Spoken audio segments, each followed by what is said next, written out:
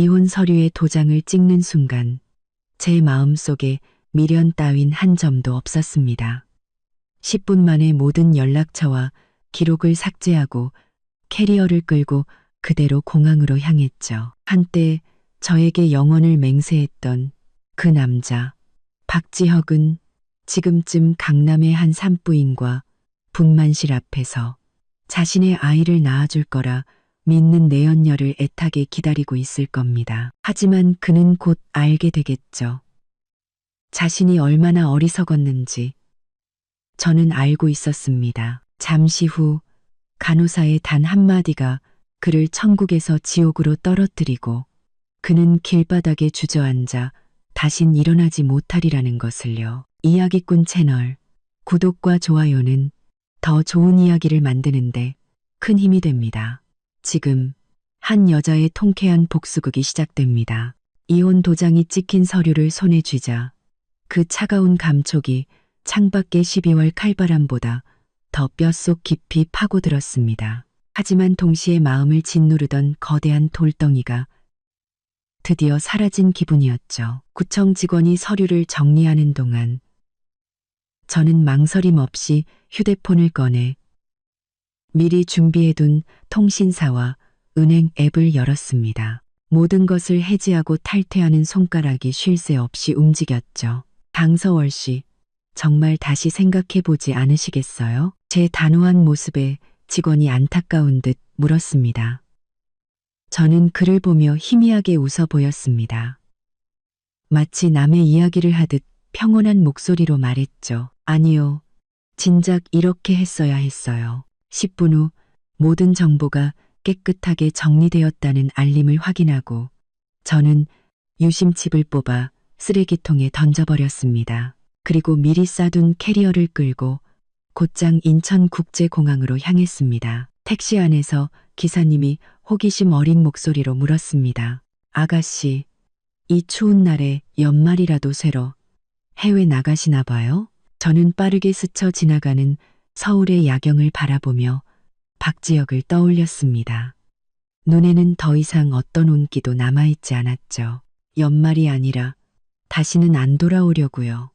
기사님은 제 말에 더 묻지 않고 입을 다물었습니다. 차가 강남의 한 유명 산부인과 앞을 지날 때 저는 무심코 창밖을 보았습니다.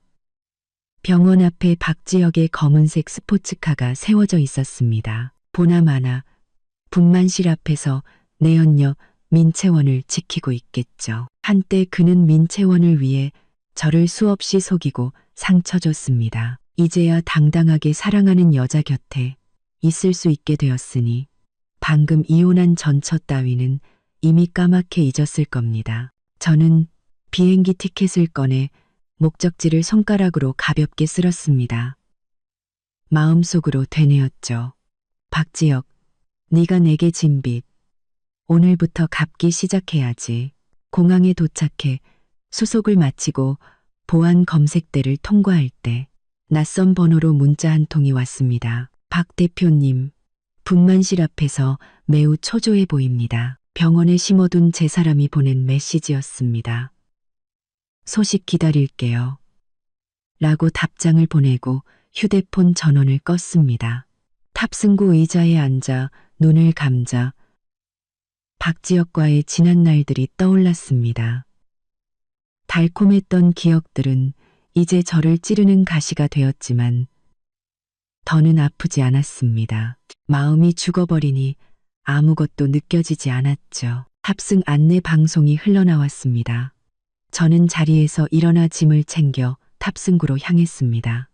비행기에 발을 내딛는 순간 휴대폰이 다시 한번 짧게 진동했습니다. 이번에는 영상이었습니다. 영상 속에서 박지혁은 분만실 앞을 초조하게 서성이며 연신 시계를 확인하고 있었습니다. 그의 얼굴에는 기대로 가득 차 있었죠. 저는 차갑게 웃으며 휴대폰을 가방에 넣었습니다. 비행기가 서서히 떠오르자 저의 20년 사랑과 고통이 담긴 이 도시의 모든 것이 제 과거가 되어 멀어져 갔습니다. 비행기가 순항고도에 접어들자마자 제 정보원에게서 실시간 메시지가 쏟아지기 시작했습니다. 한 줄 한 줄의 글자들이 눈앞에 생생하게 그려지는 듯했습니다. 박지혁은 분만실 앞에서 2시간 가까이 서성였고 그동안 비서에게 3번이나 전화해 강남 최고의 산후조리원을 예약하라고 지시했답니다. 민채원이 좋아하는 스타일로 인테리어를 꾸미라는 특별 주문까지 덧붙여서요. 심지어 미리 주문해둔 다이아몬드 목걸이를 가져오게 해서 민채원이 아이를 낳으면 서프라이즈 선물을 할 계획이었다고 합니다. 저는 의자에 등을 기댄 채 창밖의 구름을 바라보았습니다. 마음에는 아무런 파동도 일지 않았습니다. 바로 그때 정보원에게서 영상 통화가 걸려왔습니다. 통화 버튼을 누르자 화면에 병원 복도가 나타났습니다. 서월씨, 빨리 보세요. 분만실 불이 꺼졌어요. 정보원의 목소리는 긴장감에 낮게 잠겨 있었습니다. 화면을 주시하자 분만실 문이 열리고 간호사가 아기를 안고 나왔습니다. 박지혁이 곧장 달려가 떨리는 목소리로 물었습니다. 간호사 선생님, 제 아내는 괜찮습니까? 아이는 건강한가요? 간호사는 걸음을 멈추고 잠시 망설이는 듯 박지혁과 주위를 둘러보더니 이내 결심한 듯 입을 열었습니다. 박 대표님, 드릴 말씀이 있습니다. 명확히 해야 할 것 같아서요. 박지혁의 얼굴에서 미소가 굳었습니다. 무슨 일이죠? 말씀하세요. 간호사는 심호흡 한번 하더니 카메라 너머로도 선명하게 들리는 목소리로 말했습니다. 방금 아기 혈액형을 검사했는데 대표님께서 이전에 등록하신 혈액형과 일치하지 않습니다. 저희가 대표님의 건강검진 기록을 다시 확인해 본 결과 이 아이, 대표님 아이가 아닙니다. 그 말은 마치 날벼락처럼 박지혁의 머리 위로 떨어졌습니다. 그는 그 자리에 얼어붙은 채 간호사 품에 안긴 아기를 믿을 수 없다는 눈으로 쳐다보았습니다. 불가능해. 무슨 헛소리야. 채원이가 낳은 내 아이인데 어떻게 내 아이가 아닐 수가 있어. 간호사는 보고서 한 장을 그에게 건넸습니다. 대표님, 이건 저희 병원의 공식적인 1차 검사 결과입니다. 못 믿으시겠으면 유전자 검사를 의뢰하셔도 좋습니다. 하지만 저희가 이런 일로 장난치지는 않습니다. 박지혁은 떨리는 손으로 보고서를 받아들었습니다. 페이지를 넘길수록 그의 얼굴은 새하얗게 질려갔고 결국 다리에 힘이 풀린 채 병원 앞 길바닥에 그대로 주저앉고 말았습니다. 주위 사람들이 웅성거리며 휴대폰으로 사진을 찍었지만 그는 아무것도 의식하지 못한 채 보고서만 뚫어져라 쳐다보며 중얼거렸습니다. 불가능해. 어떻게 이럴 수가. 정보원이 카메라를 가까이 당기자 박지혁의 얼굴에 떠오른 절망이 선명하게 보였습니다. 그가 제 앞에서는 단 한 번도 보인 적 없던 표정이었죠. 저는 전화기에 대고 말했습니다. 됐어요. 이제 그만 찍어도 돼요. 영상은 잘 보관해줘요. 전화를 끊고 창밖을 내다보았습니다. 구름 사이로 쏟아지는 햇살이 제 얼굴을 비췄습니다. 저는 가볍게 미소 지었습니다. 박지혁, 이건 시작일 뿐이야. 네가 내게 진 빚은 아직 한참 남았거든. 화면 속에서 무너져 내린 박지혁을 보니 애써 묻어두었던 과거의 기억들이 파도처럼 밀려왔습니다. 저는 비행기 좌석에 몸을 기댄 채 처음으로 그 찢어질 듯한 배신의 순간들을 정면으로 마주했습니다. 첫 번째 배신은 3년 전 한 비즈니스 파티에서였습니다. 그날 저는 그와 함께 참석하기 위해 한껏 꾸몄지만 그는 중요한 접대 자리라며 저를 집에 혼자 남겨두었죠. 결과는 다음 날 그의 흐트러진 옷차림과 낯선 여대생이 호텔에서 함께 나오는 사진으로 제게 배달되었습니다. 사진을 들고 그를 찾아갔을 때 그는 제 앞에 무릎을 꿇고 상대편의 계략에 빠져 약에 취했었다며 용서를 빌었습니다. 그리고는 그 여대생을 즉시 유학 보내버리고 저희 집 앞에서 사흘 밤낮으로 비를 맞으며 애원했죠. 서월아, 내가 잘못했어. 제발 한 번만 기회를 줘. 그때의 저는 아직 그를 사랑했고 꽁꽁 얼어붙은 그의 얼굴에 마음이 약해져 그를 용서했습니다. 하지만 그건 악몽의 시작에 불과했습니다. 반년 후 저는 건강검진을 받으러 간 병원에서 그 여대생 민채원의 산부인과 진료에 동행한 그와 마주쳤습니다. 제가 따져 묻자 그는 저를 한쪽으로 끌고 가 속삭였습니다. 몇 달 전 해외 출장 때 교통사고가 났는데 채원이가 목숨 걸고 날 구해줬어.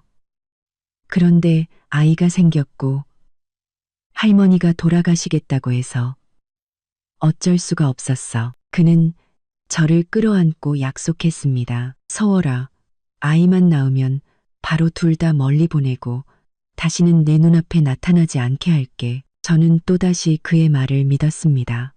바보같이 가족들에게 이 사실을 숨겨주기까지 했죠. 가장 가슴 아팠던 세 번째 배신. 작년 돌아가신 어머니의 기일에 어머니의 유품인 사파이어 목걸이가 경매에 나왔습니다. 그것은 어머니가 제게 남긴 유일한 희망이었죠. 저는 오랫동안 돈을 모아 그 목걸이를 되찾고 싶었습니다. 하지만 박지혁은 계속해서 제 값을 불렀고 결국 터무니없는 가격으로 목걸이를 낙찰받아 민채원에게 선물했습니다. 제가 VIP 룸으로 달려가 그에게 소리치자 그는 지친 얼굴로 말했습니다. 채원이가 요즘 산전 우울증 때문에 힘들어하는데 저 목걸이를 꼭 갖고 싶어 했어. 그냥 네가 좀 져주면 안 돼? 아이만 낳으면 우리 예전으로 돌아갈 수 있잖아. 그 순간 그의 눈에 담긴 민채원을 향한 보호 본능을 보며 저는 그의 마음속에서 제가 더 이상 중요하지 않다는 것을 깨달았습니다. 그러던 어느 날 민채원은 제 앞에서 보란듯이 발을 헛디뎠고 박지혁은 망설임 없이 저를 밀치고 그녀를 안아 병원으로 달려갔습니다. 저는 그가 미는 바람에 테이블 모서리에 허리를 부딪혀 식은땀을 흘렸지만 그는 뒤도 돌아보지 않았습니다. 바로 그날 저는 완전히 마음을 접었고 이혼을 그리고 이 고통스러운 남자에게서 떠날 계획을 세우기 시작했습니다. 비행기 안내 방송이 목적지 도착을 알렸습니다. 저는 눈을 뜨고 과거의 기억들을 완전히 털어냈습니다. 오늘부터 저 강서월은 박지혁 때문에 더 이상 눈물 흘리지 않을 겁니다. 이혼을 결심한 후 제가 가장 먼저 한 일은 변호사를 찾아 이혼 합의서를 작성한 것이었습니다. 박지혁의 지독한 소유욕을 알기에 그가 순순히 서명하지 않으리란 걸 알고 있었죠. 그래서 저는 조력자가 필요했습니다. 바로 민채원이었죠. 저는 이혼 합의서를 들고 민채원이 입원한 VVIP 병실로 향했습니다. 박지혁이 고용한 경호원들은 저를 보고 난처한 표정을 지었지만 저는 그들을 지나쳐 병실 문 앞에서 박지혁이 나오길 기다렸습니다. 얼마 지나지 않아 민채원의 애교 섞인 목소리가 들렸습니다. 지혁 씨, 나 청담동 그 유명한 카페 티라미수 먹고 싶은데 사다 주면 안 돼요? 박지혁의 목소리는 꿀이 떨어질 듯 다정했습니다. 알았어. 금방 다녀올게. 그가 문을 열고 나오다 저를 발견하고는 미간을 찌푸렸습니다. 네가 여긴 어쩐 일이야? 저는 그를 무시하고 병실로 들어갔습니다. 민채원은 저를 보자마자 눈시울을 붉히며 가련한 표정을 지었습니다. 서월 씨, 저 원망하러 오셨어요? 전 정말 일부러 그런 게 아니에요. 그만하시죠. 저는 그녀의 말을 자르고 테이블 위에 이혼 합의서를 내려놓았습니다. 여기 다른 사람 없으니 연기할 필요 없어요. 민채원의 얼굴이 순간 굳어지며 당황한 기색이 스쳤습니다. 저는 말을 이었습니다. 박지혁이 예전에 당신에게 50억 주면서 떠나라고 했었죠. 그런데 아이까지 가져서 돌아왔잖아요. 당신이 원하는 건 결국 박지혁의 아내 자리 아닌가요? 그녀는 입술을 깨물 뿐 말이 없었습니다. 저는 수표 한 장을 꺼내 합의서 옆에 놓았습니다. 여기 10억이에요. 박지혁이 이 이혼 합의서에 서명하게만 만들면 이 돈은 당신 거예요. 그리고 약속하죠. 서명받는 즉시 저는 떠나서 다시는 돌아오지 않겠다고. 그럼 그 자리는 온전히 당신 차지가 될 거고요. 민채원은 수표에서 눈을 떼지 못했습니다. 그녀의 눈에는 탐욕이 가득했죠. 잠시 고민하던 그녀가 물었습니다. 어떻게 서명을 받죠? 그 사람이 내용을 꼼꼼히 볼 텐데요. 방법은 이미 생각해뒀어요. 그가 검토해야 할 다른 서류들 사이에 이걸 끼워 넣어요. 새로 계약할 산후조리원 서류라고 하면서 빨리 서명해야 한다고 재촉하세요. 지금 그는 당신과 아이 생각에 빠져서 제대로 확인하지 않을 거예요. 민채원은 고개를 끄덕이고는 합의서와 수표를 챙겼습니다. 좋아요. 도와드리죠. 대신 약속은 지켜주셔야 해요. 물론이죠. 전 약속 지킵니다. 병실을 나서 복도 끝으로 걸어갈 때 티라미수를 사서 돌아오던 박지혁과 마주쳤습니다. 그는 저를 보고 의심스러운 눈초리로 물었습니다. 방금 안에서 채원이랑 무슨 얘기했어? 저는 옅은 미소를 지으며 아무렇지 않게 대답했습니다. 별 얘기 안 했어요. 그래도 당신 아이를 가졌는데 얼굴은 한번 봐야 할 것 같아서요. 박지혁은 그제야 안심한 듯 더 묻지 않고 병실로 들어갔습니다. 저는 닫히는 병실 문을 보며 속으로 비웃었습니다. 박지혁, 우린 곧 완벽한 남이 될 거야. 얼마 지나지 않아 민채원에게서 서명받았다는 메시지가 왔습니다. 저는 서명이 완료된 이혼 합의서를 들고 구청에 이혼 신고를 예약했습니다. 그 순간 저를 짓누르던 거대한 산이 무너지는 듯한 해방감을 느꼈습니다. 서명된 이혼 합의서를 손에 넣었지만 저는 바로 구청으로 가지 않았습니다. 마지막으로 한 가지를 더 확인하고 싶었죠. 박지혁이 저를 다니스라도 신경 쓰고는 있는지. 하지만 그 마지막 기대는 저를 강원도의 눈 속에 파묻혀 죽게 할 뻔했습니다. 어느 날 박지혁이 갑자기 저를 찾아와 강원도로 스키 여행을 가자고 했습니다. 예전에 함께 약속했던 곳이라면서요. 저는 민채원의 부추김에 못 이겨 저를 달래러 온 것이란 걸 알았지만 그의 제안을 받아들였습니다.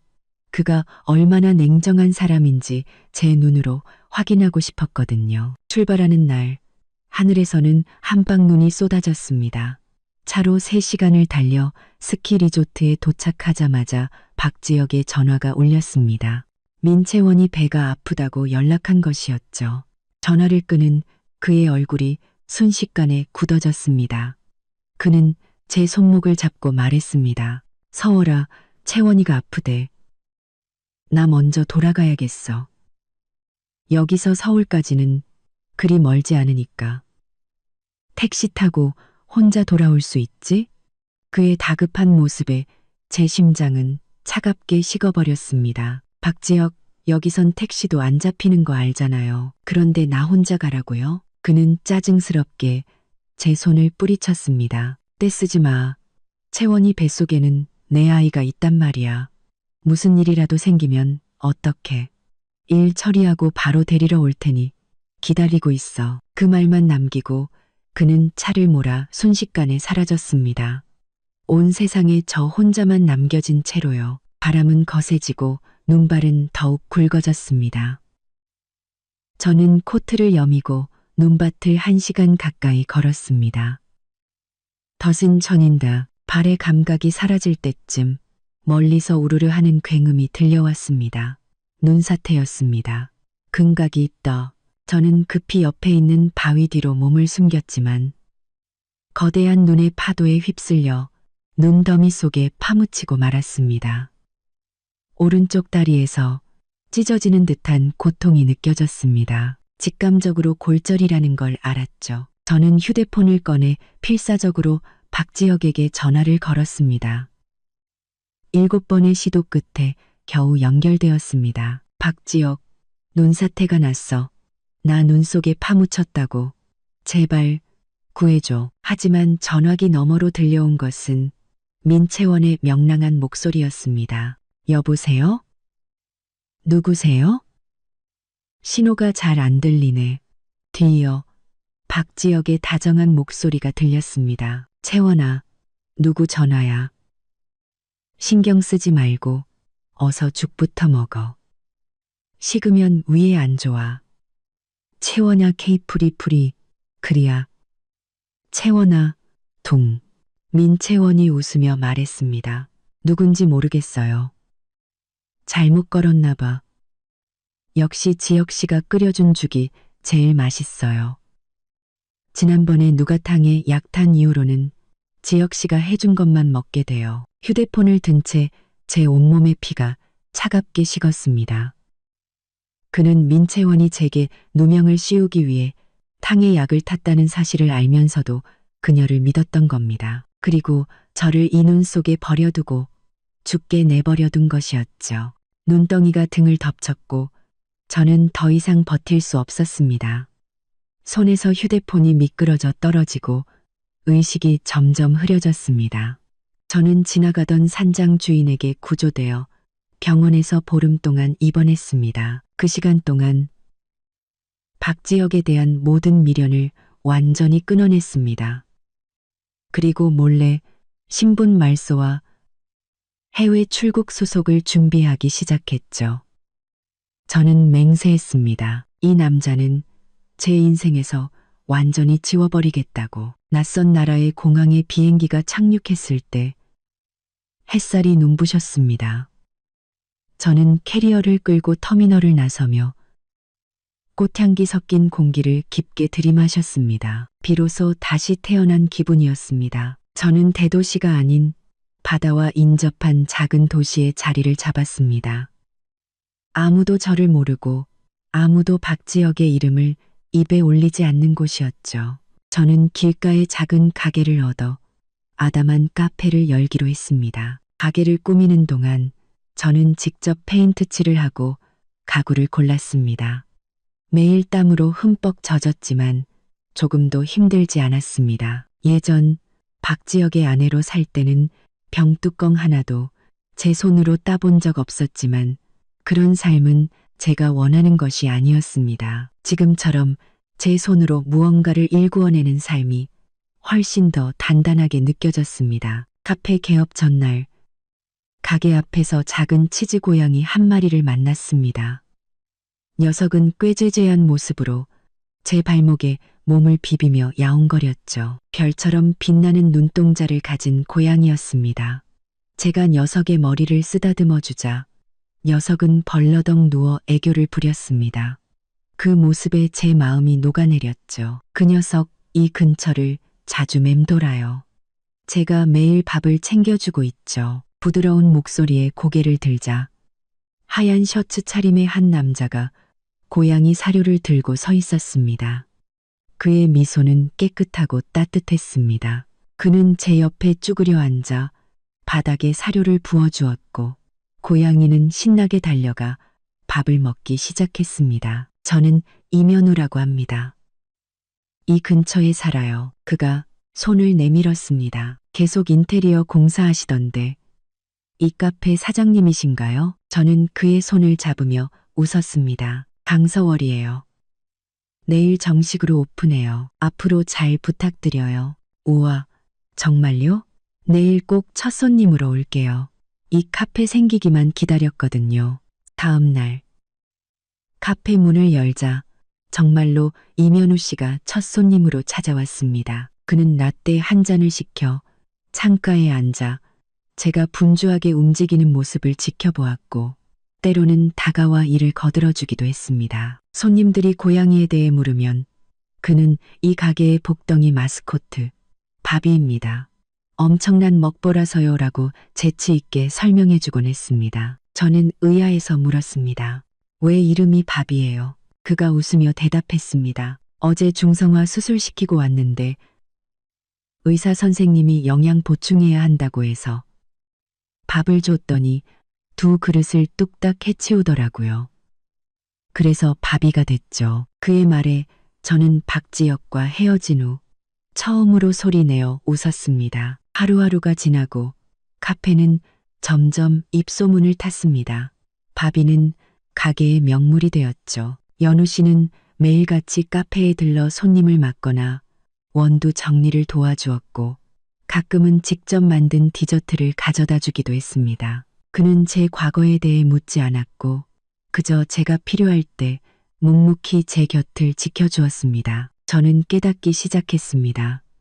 배신도 거짓말도 없는 삶이 이렇게나 단순하고 따뜻할 수 있다는 것을요. 오직 햇살과 커피, 그리고 곁에 있는 다정한 사람만으로도 충분했습니다. 저는 매일 아침이 오는 것을 기대하게 되었고, 과거의 상처를 조금씩 놓아주기 시작했습니다. 한편, 병원 앞에서 반나절을 넘게 멍하니 앉아있던 박지혁은 비서의 부축을 받고서야 겨우 일어섰습니다. 그는 혈액형 보고서를 손에 쥔 채 아이는 당신 아이가 아니다라는 간호사의 말이 머릿속을 맴도는 것을 느꼈습니다. 그는 미친 사람처럼 병실로 뛰어들어가 민채원의 손목을 붙잡고 소리쳤습니다. 이 아이 누구 아이야? 말해. 민채원은 그의 험악한 기세에 겁을 먹고 울기만 할 뿐 아무 말도 못했습니다. 그제야 박지혁은 민채원이 그동안 유전자 검사를 이 핑계 저 핑계 대며 미뤄왔던 것을 떠올렸습니다. 그는 즉시 비서에게 민채원의 뒷조사를 시켰고 얼마 지나지 않아 비서는 충격적인 자료를 들고 왔습니다. 민채원은 박지혁을 만나기 전까지 고 회장이라는 재력가의 후원을 받고 있었고 그 남자의 혈액형이 아이의 혈액형과 정확히 일치한다는 내용이었습니다. 내가 너 같은 년한테 그렇게 처참하게 속았단 말인가. 박지혁은 민채원을 뿌리치고 돌아섰습니다. 그 순간 문득 강서월이 떠올랐습니다. 자신이 그녀에게 상처를 줄 때마다 슬픔에 잠겼던 그녀의 눈빛, 강원도 눈 속에서 애타게 자신을 부르던 목소리, 이혼 서류에 서명할 때의 그 평온했던 표정까지 그는 그제야 깨달았습니다. 강서월은 이 모든 사실을 이미 알고 있었던 겁니다. 절망이 충분히 쌓였기에 그렇게 미련 없이 떠날 수 있었던 것이죠. 당장 강서월 행방 알아봐. 박지혁은 비서에게 공황 상태에 빠진 사람처럼 소리쳤습니다. 무슨 수를 써서라도 반드시 찾아내. 비서는 꼬박 사흘을 수소문했지만 어떤 단서도 찾지 못했습니다.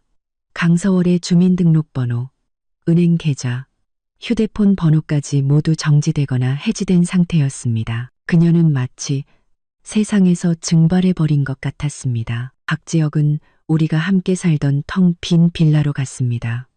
그곳에는 얇은 먼지만 쌓여 있을 뿐 강서월의 물건은 단 하나도 남아있지 않았습니다. 심지어 우리의 결혼사진조차 서랍 속에 뒤집혀 있었습니다. 그는 그녀가 자주 가던 카페, 서점, 심지어 우리의 모교까지 찾아다녔지만 어디에도 그녀의 흔적은 없었습니다. 텅 빈 집 거실에 앉아 벽에 걸린 웨딩 사진을 보며 박지혁은 처음으로 절망이라는 감정을 맛보았습니다. 그는 휴대폰을 꺼내 그녀와 관련된 모든 사진과 영상을 돌려보았습니다. 영상 속에서 환하게 웃으며 지어가라고 부르는 그녀의 모습을 보며 그의 눈에서 마침내 눈물이 터져 나왔습니다. 서월아, 내가 잘못했어. 제발 돌아와줘. 널 속여서, 상처 줘서, 그 추운 눈 속에 너 혼자 둬서 미안해. 돌아오기만 하면 뭐든지 다 할게. 우리 다시 시작하자. 응, 바로 그때 비서에게서 전화가 걸려왔습니다. 대표님, 찾았습니다. 강릉 쪽에서 강서월 씨와 아주 닮은 사람이 카페를 열었다는 제보가 있습니다. 박지혁은 소파에서 벌떡 일어나 외투를 집어들고 밖으로 뛰쳐나갔습니다. 차에 올라탄 그의 머릿속에는 오직 한 가지 생각뿐이었습니다. 강서월, 이번에는 절대 내 손을 놓지 않을 거야. 제가 카페에서 손님에게 커피를 건네주던 순간 유리문이 열리며 익숙한 향수 냄새가 코를 찔렀습니다. 박지혁이었습니다. 그는 헝클어진 머리와 핏발 선 눈, 먼지 묻은 양복 차림으로 문 앞에 서 있었습니다. 한눈에 봐도 급하게 달려온 모습이었죠. 카페 안의 손님들이 모두 그의 험악한 기세에 놀라 쳐다보았지만 저는 애써 태연한 척하며 하던 일을 계속했습니다. 카페 안의 손님들, 하지만 그는 곧장 제게 다가와 제 손목을 거칠게 붙잡았습니다. 서월아, 드디어 찾았어. 그의 목소리는 떨리고 있었습니다. 나랑 같이 돌아가자. 응, 내가 다 잘못했어.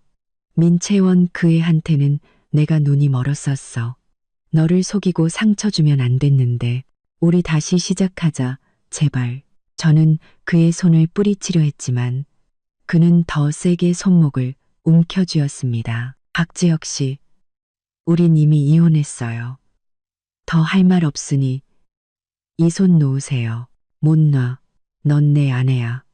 평생 내 아내여야만 해. 돌아가자. 예전보다 훨씬 더 잘해줄게. 그때였습니다. 그 손 놓으시죠. 화가 난 목소리와 함께 연우 씨가 나타나 박지혁을 밀치고 저를 자신의 등 뒤로 보호했습니다. 그는 박지혁을 차갑게 쏘아보며 말했습니다. 박지혁 씨, 자중하시죠. 서월 씨는 지금 당신을 보고 싶어 하지 않습니다. 박지혁의 얼굴이 험악하게 일그러졌습니다. 넌 뭔데 끼어들어. 우리 부부 일에 상관 마. 저는 서월 씨의 친구이자 이 가게의 단골입니다. 연우 씨는 제 손을 꼭 잡고 단호하게 말했습니다. 그리고 두 분이 이혼했다는 것도 알고 있습니다. 당신이 과거에 서월 씨에게 어떤 상처를 줬는지도요. 그녀를 강원도 눈 속에 버려두고 눈사태로 죽을 뻔하게 만들고 다른 여자 말만 믿고 그녀의 억울함을 외면했죠. 이제 와서 무슨 낯으로 그녀를 찾아온 겁니까? 박지혁은 아무 말도 하지 못하고 얼굴만 붉혔습니다. 그는 애원하는 눈빛으로 저를 바라보았습니다. 서월아, 저 사람 말 믿지 마. 난 그때 민채원한테 속았던 거야. 널 버리려던 게 아니었다고. 돌아가서 다 설명하게 해줘. 응? 설명이라고요? 저는 차갑게 웃으며 연우 씨 뒤에서 걸어 나왔습니다. 박지혁 씨, 지금 와서 설명이 무슨 의미가 있죠. 당신이 나를 눈 속에 버려두고 눈사태에 묻히는 걸 외면했을 때, 민채원의 거짓말을 믿고 내 억울함을 외면했을 때, 그땐 왜 설명할 생각조차 안 했죠? 저는 가게 문을 가리키며 소리쳤습니다. 여긴 당신이 있을 곳이 아니에요. 당장 나가세요. 그러지 않으면 경찰에 신고할 겁니다. 박지혁이 무어라 더 말하려던 순간 연우 씨가 휴대폰을 들어 112를 누르는 신용을 했습니다. 그는 제 단호한 눈빛을 보고는 결국 이를 갈며 연우 씨를 한번 쏘아보고는 카페를 떠났습니다. 그가 사라지는 것을 보고 나서야 저는 긴장이 풀려 손바닥에 흥건한 식은땀을 느꼈습니다. 연우 씨가 제 어깨를 다독이며 부드럽게 말했습니다. 괜찮아요. 이제 다신 못 올 겁니다. 제가 있으니까요. 저는 그를 보며 고마운 마음이 들었습니다. 제 곁에 그가 있다는 사실이 얼마나 다행인지 몰랐습니다. 저는 박지혁이 다시는 나타나지 않을 거라 생각했습니다. 하지만 그가 그의 할머니와 함께 약을 써서 저를 해치려 할 줄은 꿈에도 몰랐죠. 그날 오후 제가 가게에서 장부를 정리하고 있을 때 낯선 여자가 들어와 자신을 박지혁의 먼 친척이라고 소개했습니다. 그리고는 박지혁의 할머니께서 보내셨다며 예전에 미안했다는 사과의 의미로 직접 갈아 만든 주스라며 예쁜 병을 건넸습니다. 저는 그 주스를 보며 의심이 들었습니다. 박지혁의 가족은 단 한 번도 저를 곱게 본 적이 없었으니까요. 제가 거절하려 하자 그 여자가 웃으며 말했습니다. 서월 씨, 그냥 받으세요. 할머니께서 예전 일은 다 당신께 잘못했다며 꼭 사과하고 싶다고 하셨어요. 제가 망설이는 사이 밖에서 돌아온 연우 씨가 그 여자와 주스병을 보고는 얼굴이 굳어졌습니다. 그는 제게 다가와 주스병을 빼앗아 들고는 그 여자에게 말했습니다. 저희 서월 씨는 주스를 별로 안 좋아해서요. 마음만 감사히 받겠습니다. 이건 도로 가져가세요. 그리고는 단호하게 덧붙였습니다. 지금 당장 나가주시죠. 그러지 않으면 경찰을 부르겠습니다. 여자가 마지못해 돌아가자 연우 씨가 굳은 표정으로 말했습니다. 서월 씨, 저 사람들 말 믿으면 안 돼요. 이 주스, 분명 문제가 있을 거예요. 그들이 갑자기 당신에게 사과할 리가 없잖아요. 그의 말에 저도 정신이 번쩍 들었습니다. 연우 씨는 곧장 주스병을 들고 근처 약국으로 가 성분 검사를 의뢰했습니다. 결과는 예상대로였습니다. 주스 안에는 사람의 의식을 잃게 만드는 약물이 들어 있었습니다. 이 사람들 정말 미쳤군요. 연우 씨가 분노에 차 주먹을 쥐었습니다. 당신을 납치해서 강제로 박지혁과 재결합시키려는 속셈이었을 거예요. 저는 검사 결과지를 보고 손을 떨고 있었습니다. 그때 제 휴대폰이 울렸습니다. 박지혁이었습니다. 저는 심호흡을 하고 스피커폰으로 전화를 받았습니다. 서월아, 할머니가 보낸 주스 마셨어? 박지혁의 목소리에는 초조함이 섞여 있었습니다. 저는 차갑게 웃으며 말했습니다. 박지혁, 연기 그만해. 당신이랑 당신 할머니 이 주스에 약 탔지? 날 의식 잃게 만들어서 당신들 집으로 끌고 가려고 한 거 맞지? 전화기 너머에 박지혁이 잠시 당황하더니 변명했습니다. 서월아, 그런 게 아니라 할머니가 그냥 너랑 진지하게 대화하고 싶어서 어떻게 사과해야 할지 몰라서 그러신 거야. 사과하는데 약이 필요해? 저는 분노에 차소리쳤습니다. 박지혁, 넌 끝까지 날 속이는구나.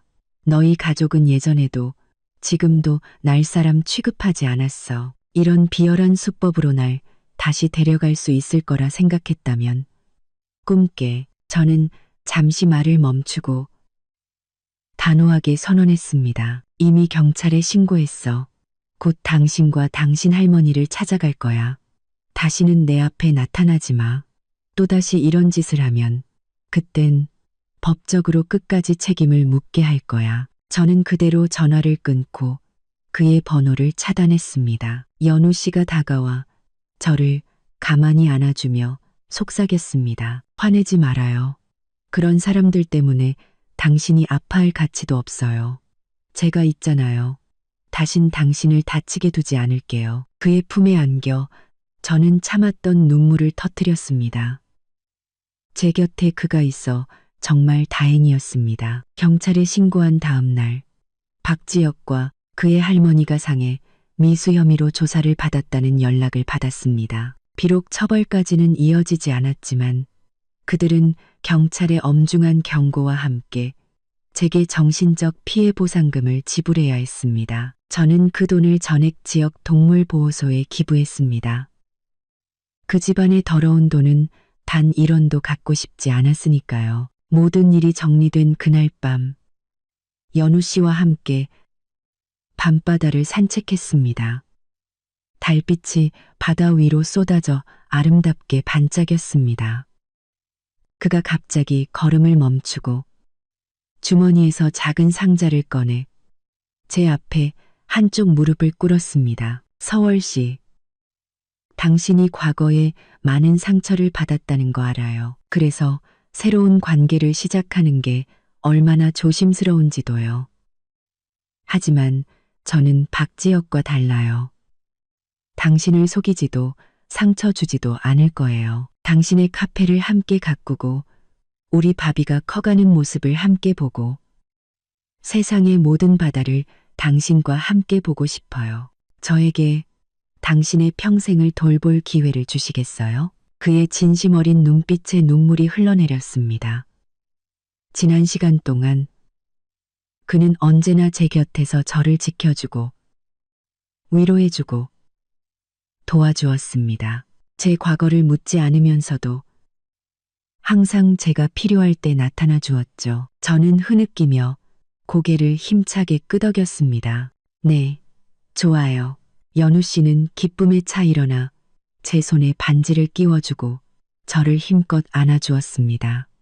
짭짤한 바닷바람이 우리의 머리카락을 스쳤습니다. 저는 그의 품에 안겨 행복이 이렇게나 가까이 있었다는 것을 처음으로 느꼈습니다. 거창한 맹세가 아니라 진심으로 나를 아껴주는 단 한 사람만 있으면 된다는 것을요. 얼마 후 우리는 가까운 친구들과 동물보호소 직원들만 초대해 작은 결혼식을 올렸습니다. 작은 턱시도를 차려입은 바비가 우리 발치에 엎드려 있는 모습에 모두가 웃음을 터뜨렸죠. 결혼식이 끝나고 우리는 카페 문을 잠시 닫고 바비와 함께 제가 늘 꿈에 그리던 그리스로 떠났습니다. 그곳의 바닷가에 작은 집을 빌려 연우 씨는 매일 그림을 그렸고 저는 가끔 동네 카페에서 디저트를 만들었습니다.